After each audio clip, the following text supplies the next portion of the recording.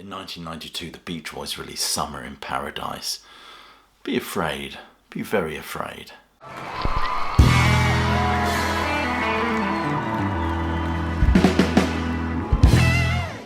This album by the Beach Boys is considered to be one of the worst ever made, and let's be honest, it's got some pretty stiff competition. On this we get Mike Love in abundance, cavorting around in his Hawaiian shirt, flanked by a bevy of bikini beauties, as if he's auditioning for an episode of Baywatch. Artistically, I think it's like the Tate Modern set aside a Caravaggio or Botticelli. It has all the taste and poise of a plastic dog turd at a party. A beach party, in fact. But this excremental offering cannot be laid at the feet of Brian Wilson. He was very much out of the fray and under the thumb of Eugene Landy. But let's be honest, as regards this band, their star was at its brightest from about 66 to 1970, I think.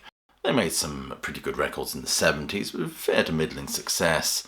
But with this one you can hear the prominent hiss and spit as Mike Love unashamedly pisses on the band's creative spark. And he has no problem pimping out the Beach Boys' legacy on this, constantly gratuitously name-dropping all their classic numbers.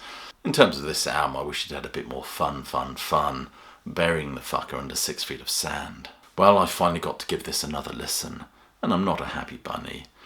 You know me, I'm not one to be contentious or snippy. However, I have to say that the Beach Boys' 27th studio album is truly appalling. This, of course, is entirely the product of Mike Love and producer Terry Melcher. However, there is an eco theme behind this album, and as Mike Love said, overall the album was designed, in Love's words, to create the quintessential soundtrack to summer. So get out your Hawaiian shirts and buckle up for lots of Mike Love and that rapping. I mean, that rapping is just class. We'll be California dreaming, bay watching every day, just off the pier, Malibu surfing, USA. All set against this dreadful drum sound, which provides the foundations for this slushy nonsense, which all sounds like a bit of a Beach Boys parody. It's all supposed to evoke the atmosphere of an endless beach party, but as the YouTuber Todd in the Shadows has pointed out, it's more reminiscent of a rotting whale carcass, which is probably about as beachy as it gets. As I said, we get lots of Mike Love in his Hawaiian shirt and a bevy of bikini beauties.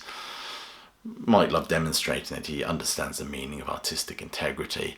It's a bit like a less cool, less kitsch David Hasselhoff. And as I said, there are numerous references to many Beach Boys songs. I think this is Mike Love driving home the message that he is now the Beach Boys.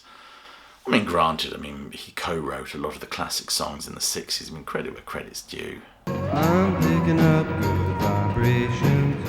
She's giving me the excitation. But this album is symptomatic where you hand stewardship of a band to the one band member that is the least ambitious creatively. Like to get together for some excitation.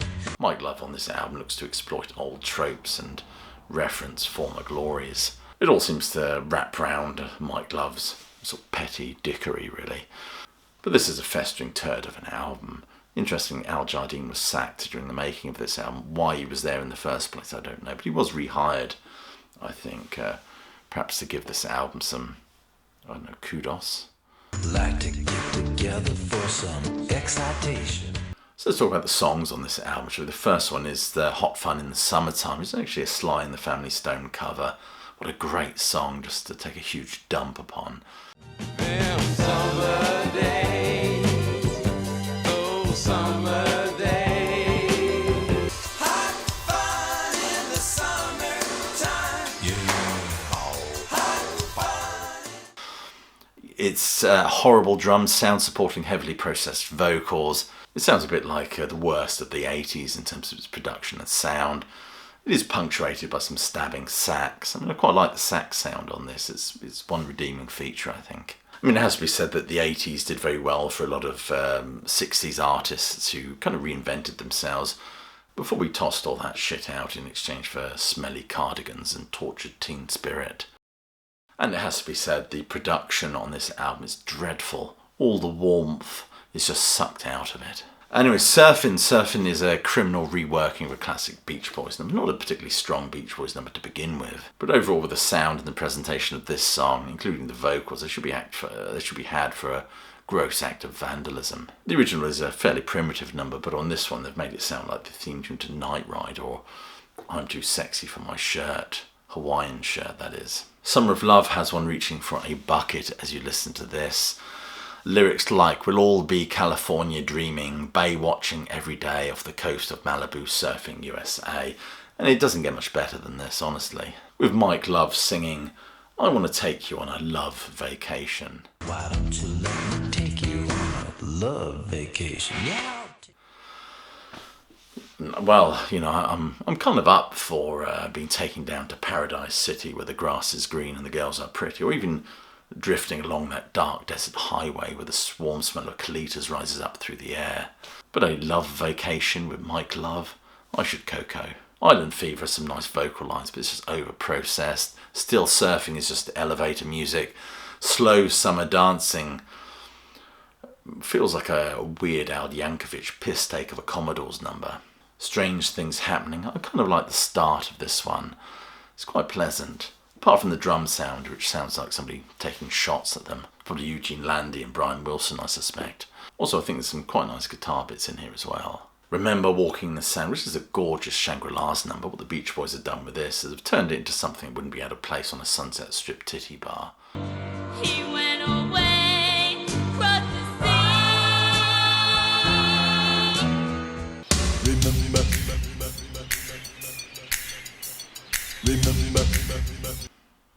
It's truly vomit-inducing, ugly drum sound and dead vocals. Lahaina Aloha makes status quo's Bulla Quo seem like an artistic triumph. Under the Boardwalk is a cover of that classic Drifters number.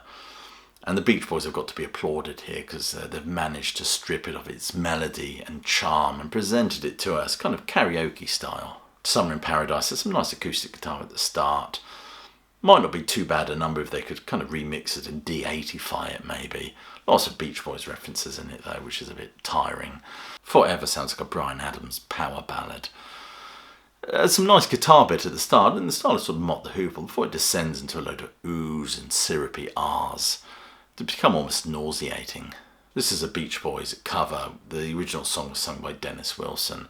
You can hear a kind of an incessant whirring sound as you listen to this track, which is probably him spinning in his casket. Mike Love said this album is an exercise in continuity. It certainly is. It's consistently shite, really. He's managed to achieve that, I think. Anyway, tell me you think I'm wrong about this album. Give it a listen to and leave a comment below. Anyway, if you enjoyed this video, please remember to click like, subscribe and check that notification bell so you don't miss a thing. And check some of the links below this video for ways you can support the sterling work done at Classic Album Review. It's always much appreciated. Anyway, I'll leave you with my closing salvo, which is, hope you're well, staying safe, and of course that you keep listening.